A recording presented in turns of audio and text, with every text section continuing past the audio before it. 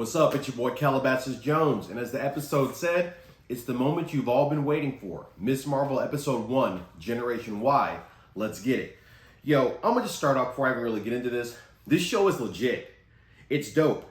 You can tell when Marvel puts effort into something, and that's 100% what happened here. So let's dive right in. The positives. That intro, just the intro, the animations, like everything that went into it. I mean, that took like what, probably 6 months minimum to make, just that. So once that happened, I was already like, okay, we're in for something different here. Like this is about to kick up to the next level. So I was excited just off of that. The cinematography, as it broke more to the episode and things started happening, it's easily on like a Spider-Man Homecoming level, like straight up. They're not pulling any punches with this. And you can't really compare shows. Each one stands on its own merit. But let's say Moon Knight, which is obviously a great show, they put a lot of effort into that, especially after watching the making of, which I highly recommend. They put an extreme amount of effort into that show. But just looking at Miss Marvel, you can tell, man, like they pulled out all the stops. It has legitimate movie level cinematography. I was impressed just based off of that. So as they go into it, they're the animations. That was one of the biggest things. I mean, one of the biggest themes throughout the whole episode was the animations. On the bike ride, when they were like animating the different things on the sides of the buildings and, you know, all the things were like matching what was going on. That was, man, yeah, they took it to another level with that. And that's not something that's easy or quick to do. And it really reminded me of Spider-Man, of Into the Spider-Verse. A lot of hip hop, like real comic elements coming onto the screen. And it flowed perfectly with the story and showed that they really put a lot of effort into this show. Somewhat comedically, when Kamala finally grabbed the bracelet from her mother, you know, which we'll need some explanation on that. That show turned into Freaky Friday real quick. Like I felt like it was an actual scene from that movie, which is also made by Disney. So I realize, you know, I'm realizing that as I'm talking about it, but that was funny. That's how you know things are about to change. But yeah, that took me back to definitely childhood status when she got that bracelet. I was like, okay, you know, that's where's Lindsay Lohan? But at any rate, let's see. You know, they introduced her friend. So he's like a micro Tony Stark, or maybe like a micro Peter Parker. You know, good. It's kind of a trope to have like the quote unquote smart or like techie best friend, but it works here. It works well. They have a good dynamic. It's straight. As the episode progressed, one of the funniest parts of really a great comedic production overall was when Kamala's plan versus reality, you know, was executed when she was trying to escape and go to the convention. That was legitimately hilarious. In her plan, she had, for some reason, herself doing a triple backflip off a tree and no cap, but she could like barely play dodgeball. So I was like, did she really think, you know, she was gonna be able to do that? I guess she did, it was just funny. So, you know, obviously she like falls and hits the ground, but just that dichotomy, man, that was great. That was a genuine comedic moment. And then when they finally got to the end and she's explaining the plan to her homeboy, that chalkboard, I paused it because I was like, yo, someone actually drew that. It was like a full scale, like schematic of multiple events, blah, blah, blah, all this stuff and, you know, so on and so forth, drawn on a chalkboard. And the art was legit. So things like that, you think it's quick. You're like, okay, you know, they got the chalk. Nah, that chalkboard, that in and of itself could have taken a couple days to make easily. Just that. So you put all this into the show and man, yeah, a lot went into it. So as they finally got to the convention, Ryan Penagos, the actual Marvel dude from the YouTube, the Marvel channel, he was there. I mean, that's like a great in-universe, our universe, their universe, you know, kind of meta moment, very meta moment. So obviously that was greatly appreciated. Shout out Ryan Penagos. So at this point, she activates her powers. I'm gonna get more into her actual powers here in a second. But yeah, so this is when the episode kind of takes a turn for Superheroesville because now she's got some powers. That Ant-Man head, like, yeah, that's when they brought some additional comedic elements, like when she was making that plan into the episode. I mean, like, why did it have so much momentum? It just kept going and speeding up. Physically, that's not even, you know, possible, but in the context of the episode, it was so funny. It was hilarious. And it just It just added another element to an already great episode. I mean, as it was going, like it hit something and broke a steel cable. A steel cable. Come on now. Like, they went over the top with that, but it was great. It was hilarious. And once again, in addition to the animations and just the color in the episode as well, it brought in actual comic book elements into a comic book production. Greatly appreciated. My girl, the homegirl, the other Captain Marvel, who she also met in the hallway, they hit her with the Regina Mean Girls real quick. And that's a double Lindsay Lohan reference, Freaky Friday and Mean Girls. I'm realizing that as I'm saying it. And she didn't even necessarily deserve that. I'm like, whatever. But when that Captain Marvel statue fell down and like, was about to crush her, I was like, yo. They took it back to Mean Girls real quick. All-time great movie, by the way. If you haven't seen that for some reason, like you just maybe haven't heard of it or you were sleeping through those years, go watch that after you watch this video. I'm dead serious. Like, you will not be disappointed. That's it. All-time production. Trust me on that. Okay. So, wrapping up the positives, the mom was probably the individual funniest character in the show. A little mean. She's a little abrasive, but hilarious. Thinking God knows what and drinking God knows what. I mean, come on, bro.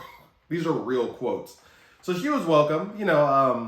A good element, a little abrasive, but she was cool. Very funny. And obviously the weekend, Blinding Lights will probably be stuck in my head for the rest of time. I mean, the mix they did on it to put into the episode and just the idea of bringing in that song to begin with. Whew, good choice. Yeah, it's up there. Okay, room for improvement. Not really anything. This show's legit. It's straight. It has to be appreciated just for the sheer effort alone. Like, are you looking at these animations? This ain't no easy work. Like, this ain't light work. It's impressive, and it makes you, just appreciate the work that goes into it and just enjoy it just for that alone. There aren't really any issues with the characters or the story, etc. Kamala is cool. That actress is doing a great job playing that character. She can obviously hold the weight of the show just by herself, and she's doing it. The parents are cool, the older brother, the micro Peter Parker. It's good. It's good. Really no room for improvement. Obviously, we're going to need a full explanation on this bracelet. Like, what is it? But, that'll come in time. Yeah, solid show. Now for the powers. Okay. So, as y'all know, I've been reading comics since I was literally a child, so I'm exposed to a lot of these things over time. In the comics, Kamala she's an Inhuman. So she has Inhuman DNA and was exposed to the Terrigen Mist, and that's what activated her powers. Now, she's actually a polymorph and a shapeshifter, okay? So what that means in general is that she can mold her body into just about any shape, up to and including being able to mimic the appearance of other individuals. That's like high-level shapeshifting. So to get even more detailed, the actual nature of her power is she's linked with all of her selves through time. So she can share matter back and forth across the time stream, which allows her to alter her body in any way she wishes. Pretty insane, but that's the true nature of her power. But it comes across as being a polymorph and a shapeshifter. Okay, the most common thing she does, which they showed in the episode, is like elongate her limbs, or embiggen is what they call it in the comic book. She'll like make her arm really big. And she can also increase her size to like skyscraper stature, which obviously greatly increases her mass, strength, durability. She's a pretty powerful character. Or she can shrink and become about as small as an action figure, she's demonstrated, or become as thin as paper. She also has a healing factor deriving, from her pliability. While using it, it's not as effective. Like Wolverine can fight and heal, simultaneously, the Hulk. When she stops morphing, that's when her healing factor kicks into high gear, but it's very effective. Okay, so this version of herself in the show appears to use some sort of like hard light substance to generate any number of effects. So very Green Lantern-esque or Invisible Woman, but in some ways, this makes her substantially more powerful than her comic book version, which is already formidable enough. So she can stretch her, extend her limbs, which they demonstrated in the show, but which is similar to the comics, but making that step to get herself into her room, when they were sneaking back in, That's very unlike the comic. That's like a different class of power, just making like some sort of object outside of yourself to fulfill, you know, any type of purpose. That definitely sets her apart from her comic book version, and in that respect makes her a lot more powerful just based off of that. However, she's more powerful, but also less powerful for a couple of reasons. Again, the fact that she has like a Green Lantern type of ability puts her in this different stratosphere of a capability, because she can just kind of make anything, it looks like, but we'll see. However, in the comics, she can shapeshift, like just appear to be other individuals. That's ridiculous. Like that's some high level type stuff. The lot you can do with that.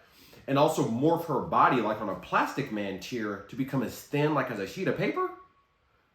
There's not too much you can do to someone who can do stuff like that. So yeah, she's simultaneously more powerful, but also a little less powerful than her comic book version. So we'll see. We'll see how it plays out. The heart of the character is there, definitely the personality, but kind of a different power set. Based on a completely different foundation for what her powers even are. So we'll see where they go with it. But a little bit different of a character. But one thing I'm looking forward to see if they retain in any way, shape, or form is her healing factor. You gotta have that. As we all know, before you get into like telepathy, telekinesis, reality warping, a healing factor, that's one of the most OP powers in comics. I mean, we've seen it multiple times. So hopefully they let her hold on to that, because that'll put her, again, like in a top tier just based off of that alone. Overall, I'm very excited to see what they do with her powers in general, because they're very mysterious. We don't know the nature of the bracelet, the origin of it. Her mom, obviously, more than likely knows something, or even what's going on. But she's fairly similar, a little different, more powerful in some ways, but also less powerful in some ways. So we'll see how it really shakes out. The rating, a 4 out of 5. Easy. It's an excellent show.